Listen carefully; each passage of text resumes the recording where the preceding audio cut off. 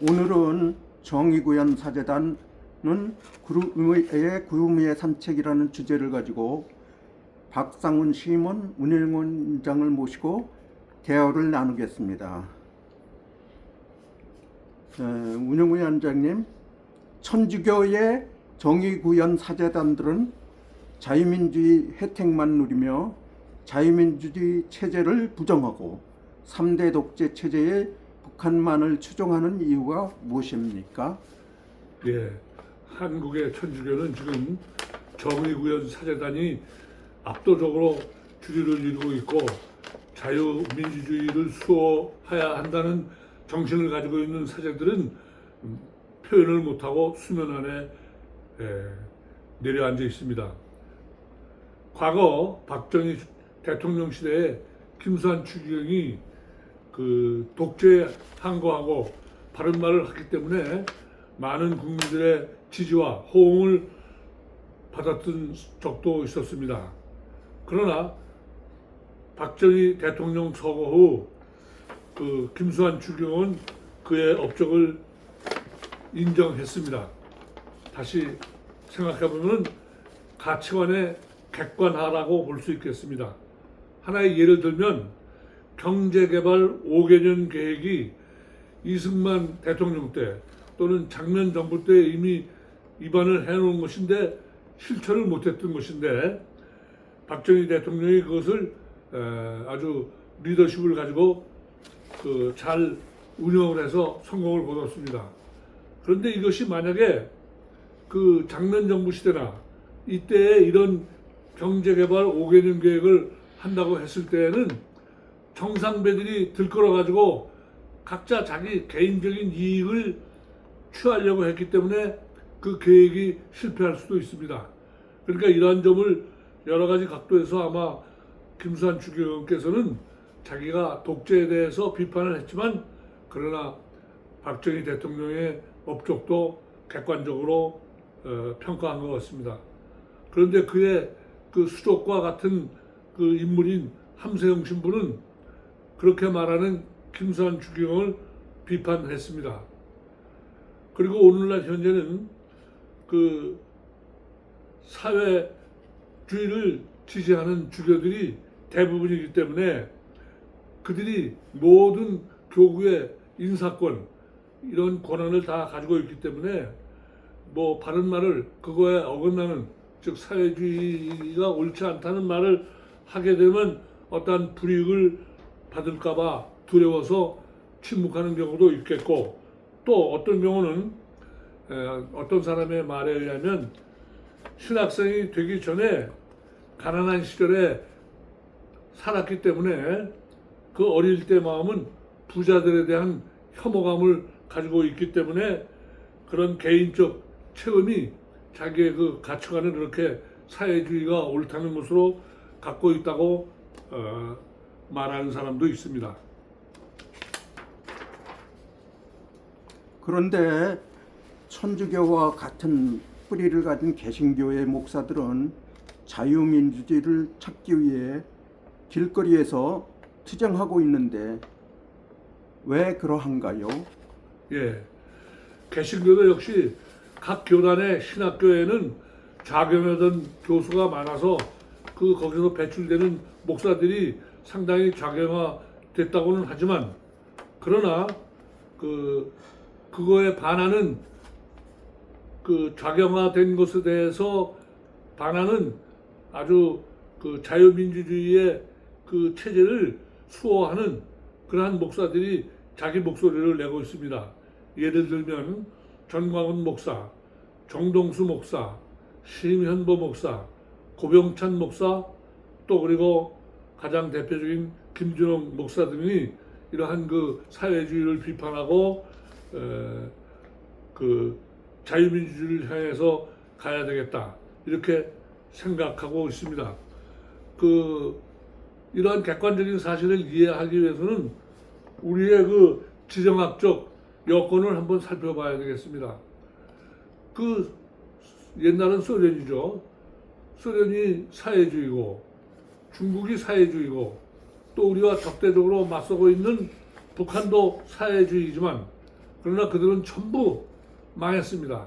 소련은 벌써 1990년대에 망하고 중국은 사회주의를 해가지고는 국가가 발전할 수 없다는 판단하에 2000년 초서부터 이미 방향 전환을 해서 지금은 그 사회주의라고 볼 수 없는 그러한 그 자본주의적인 요소를 많이 도입해서 지금은 아주 세계적으로 그 미국 다음으로 강대한 국가를 만들었는데, 안타깝게도 북한은 아주 폐쇄적으로 사회주의를 한다고 해서 인권도 유린되고 삶의 풍요로움도 이루지 못하는 아주 측면에서 보면, 세계적인 측면에서 보면 아주 꼴찌 상태에 놓여 있는 그러한 상황인데, 우리나라 좌경화된 사람들은 사회주의를 높이 평가한다는 것이 도대체 이것은 말도 안 되고, 뭐를 이런 걸 제대로 아는 사람의 입장에서는 웃음거리에 지나지 않는다고 볼 수 있겠습니다. 원로 목사이신 김진웅 목사께서 북한에서 농사를 지으셨다는 얘기가 있는데 그 성과는 어떠했습니까? 네, 제가 지난해 12월에 김준홍 목사가 기거하고 계시는 동두천 두레마을을 직접 방문하고 만나 뵙고 대화를 나눈 적이 있습니다. 그 내용 중에서 제가 농사 문제를 물어보니까 1998년부터 2001년 사이에 나진 선동 지역에 300만 평의 옥수수 농사를 허락을 받아가지고 농사를 지으려고 시작했답니다. 그래서 처음에 그 흙을 만져보니까 아주 그냥 지력이 없이 작은 미세먼지처럼 돼서 그 바람에 날려선 하나의 상황을 보고, 참 이 사람들이 비료도 안 주고 그냥 했다. 그래서 왜 그렇게 했겠을까요? 그랬더니 그분의 말씀은 그 사회주의 체제는 아무리 농사를 져서 열심히 해서 많은 소출을 내도 모두 중앙정부에 가서 다 바치고 그거에 대한 배급을, 성과급에 대한 배급이 아니라 아주 평등하게 배급한다는 그러한 원칙을 갖고 있습니다. 그러니까 그 농사 짓는 사람의 경우는 자유의 이윤동기나 소유욕을 가지고 어떠한 농사를 지어도 아무 소용이 없었기 때문에 너무 기계적으로 그냥 대충 해나가는 것이 됐습니다. 이게 바로 사회 공산주의, 민주주의의 민낯이 그대로 드러난 겁니다. 그래서 이 김준홍 목사는 농사를 잘 짓기 위해서 비료를 주고 또 지력을 강화하기 위해서 오탄 풀과 같은 것을 이용하고 미생물을 이용하는 영농적인 경영으로 전환했는데, 첫 해부터 결과가 아주 좋았고 3년 지난 다음에는 아주 대성공을 거둬서 많은 북한 다른 지역에 알려졌다고 합니다. 그래서 아까도 다시 말했지만 국가의 재정이 빈약해서 다른 것을 할 수 있는 여유가 없는 것도 바로 사회주의가 이윤동기에 의해서 뭔가 자기가 한 일을 열심히 해서 성과를 거둬야 되겠다, 이러한 의욕을 전부 막아버린 것이라고 볼 수 있겠습니다.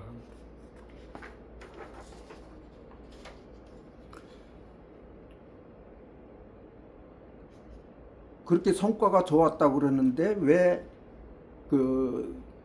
사업이 중단된 것입니까? 아까도 말한 것처럼 대성공을 거두니까 어떤 언론상의 보도도 안 돼 있지만은 전국적으로 입소문을 타고 알려져 가지고 김준홍 목사가 짓는 옥수수 농사가 굉장히 잘 됐더라 하는 것이 중국 전역에 퍼져서 이것저것에서 견학을 오겠다고 하면서 이렇게 그 대성공의 그런 그 상황을 연출하니까 그 중앙정부에서는 이러다가는 우리 체제가 우리 사회주의 체제가 김준홍 목사 같은 이러한 그 한국 목사에 의해서 상당히 위협을 받겠구나 하는 그 위기감에서 그 농사를 중단한 것입니다. 그래서 그 김준홍 목사가 왜 내가 이렇게 잘 농사를 지었는데 왜 그 그만두게 하느냐 했더니 그분은 자세한 설명을 못하고 목사님께서 너무 빨리 성공을 했기 때문에 그래서 못 두게 한 겁니다. 이 말 속에는 자기가 중앙당의 방침을 제대로 설명을 안 했지만 그걸로 많은 것을 함축하는 그런 얘기가 되겠습니다. 그러니까 그들은 자기 체제를 유지하기 위해서 중앙당에 항의는 못했지만 그러나 김준홍 목사의 농사를 같이 했으면 주는 그러한 그 마음을 가지고 있었다는 점을 알아볼 수 있겠습니다. 북한의 위생 상태가 매우 열악하다는데 그 북한의 위생 상태와 의료 수준의 실상은 어떻다고 합니까? 북한의 의료 시설은 한마디로 먼저 결론적으로 말하면 아주 열악하기가 짝이 없고 원시적인 그러한 그 상태입니다. 그 지역에 낮은 선봉 지역의 간부들은 중앙당의 명령에 따를 수밖에는 없었지만 그러나 너무 김준홍 박사와 목사와 헤어지는 것이 너무 아쉬워서 송별회를 준비하기 위해서 단고기를 대접하기 위해서 냉장고에 보관했답니다. 단고기는 아시는 분은 아시겠지만 우리나라의 보신탕 이것을 단고기라는 말로 표현합니다. 그들은 그래서 이걸 대접해서 섭섭함을 참 달래는 그러한 그 마음을 가지고 냉장고에 보관했는데 북한의 전기 상태가 너무 안 좋아서 정전됐다가 불이 들어왔다가 정전됐다가 불이 들어왔다 이런 것을 여러 차례 그 반복하다 보니까 그 단고기가 상해에 있었습니다. 그러나 그들은 그것을 모르고 그냥 그 송별회를 준비해서 김준홍 목사에게 대접을 했는데 그분은 연세도 있고 하니까 그것을 먹다가 토사 광란을 일으키고 거의 그 실신 상태로 있기 때문에 그 지역에서 병원으로 모시고 갔다고 합니다. 그래서 병원 가서 치료를 받는데 뭐 특별한 시설도 없고 그 형편없는 상태인데 옆에 그 병실에서 보니까 맹장 수술을 하는 사람들이 마취를 하지 않아서 그냥 그 집도를 하는 칼에 아픔에 의해서 막 아우성을 치고 죽겠다고 소리를 치고 치과 치료도 마취를 하나 가지고 그 너무 고통을 참지 못하고 아우성 치는 것을 보고 야 나도 여기서 더 있다가는 죽을지 모르겠다 해서 김준홍 목사는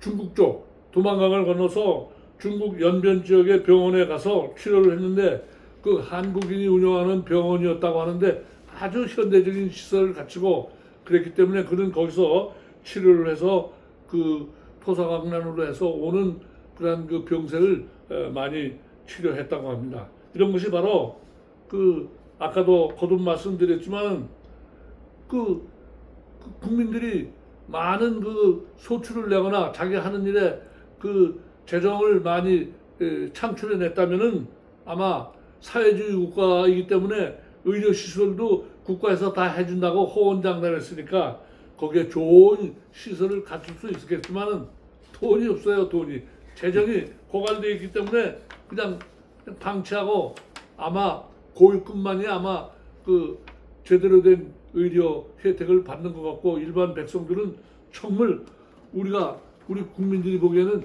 정말 납득하기 어려운 그런 상황을 연출했다고 합니다. 그런데 정의구현 사재단의 사회주의 지향의 문제점은 무엇이라고 생각합니까? 예, 그 문제점은 김준옥 목사는 그 주민들의 삶의 현장에 들어가서 땅 위에서 체험하면서 뭐가 문제구나 이런 것을 다 깨달았습니다. 다시 말해서 아까도 누누이 말한 것처럼 사회주의는 하향 평준화, 사람들이 열심히 일하고 싶어 하는 그런 동기를 부여하지 않기 때문에 망할 수밖에 없다는 것을 절실하게 느꼈습니다.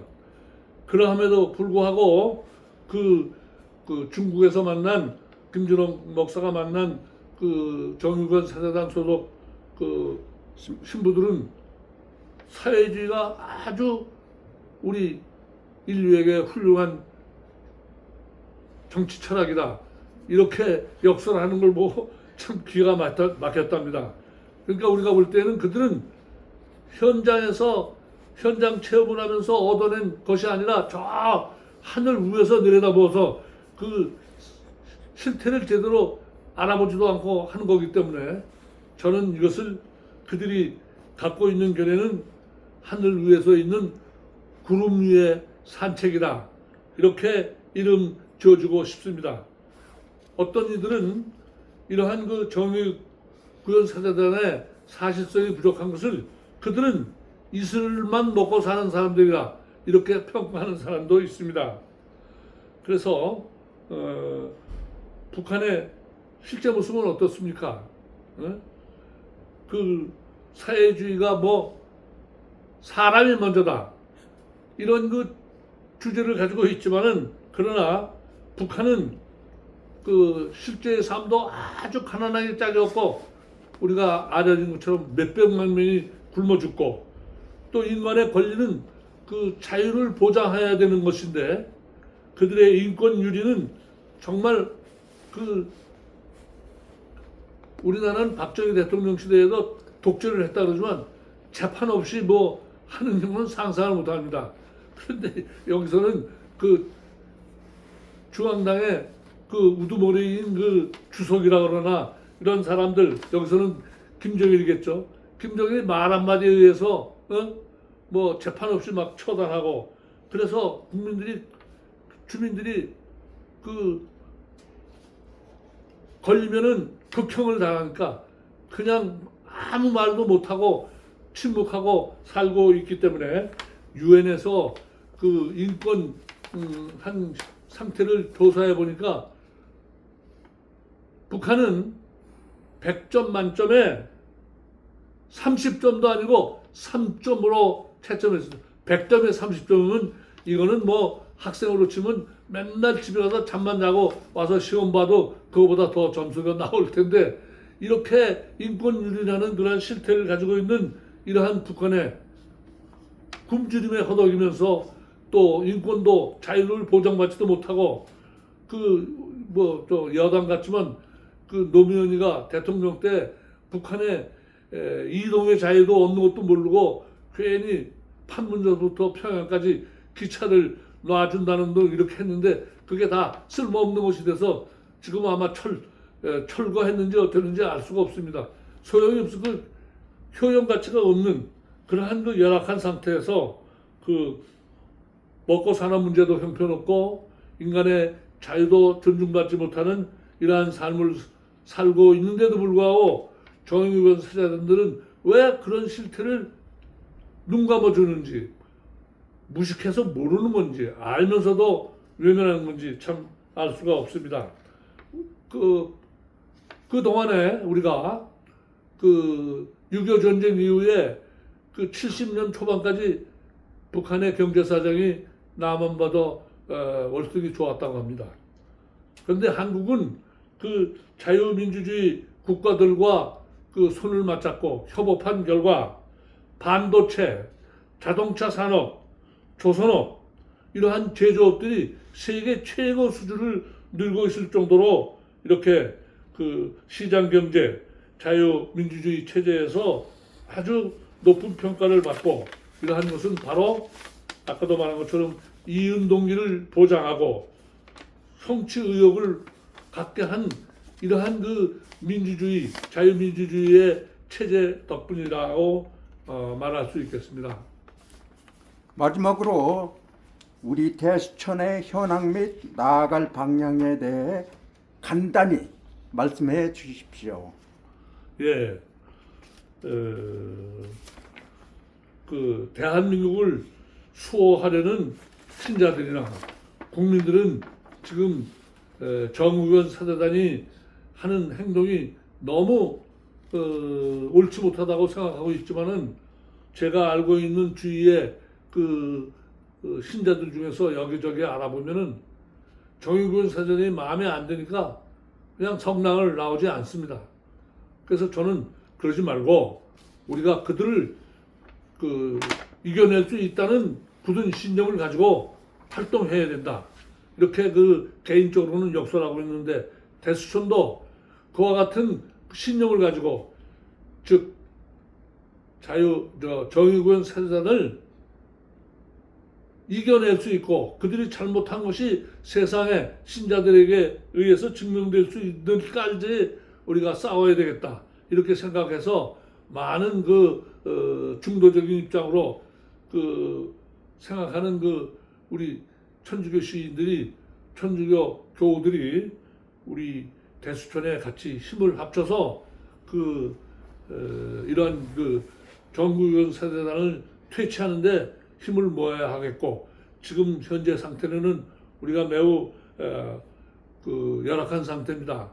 지금 사무실도 운영해야 되고 또 여러 가지 활동도 해야 되는데 몇 년 전에만 해도 재정이 있을 때는 지방에 버스를 대절하고 가서 김영식 신부가 안동에서 정의구현 사대단 대표로 활동하는 거에 대해서 몇 차례 찾아가서 항의 시위도 하고 이렇게 했는데 지금은 그렇게 할 여력이 없습니다. 그래서 우리 대수촌 회원 여러분께서는 큰 돈은 아니더라도 정기적으로 뭐 10,000원이나 이렇게 적은 돈이라도 그냥 일시적인 것이 아니라 줄기차게 이렇게 회비를 좀 내주시고 해서 우리가 이런 일들을 하는데 어려움을 좀 덜 겪을 수 있도록 이렇게 많은 도움을 주고 협조해 주시길 진심으로 바랍니다. 예, 감사합니다. 예.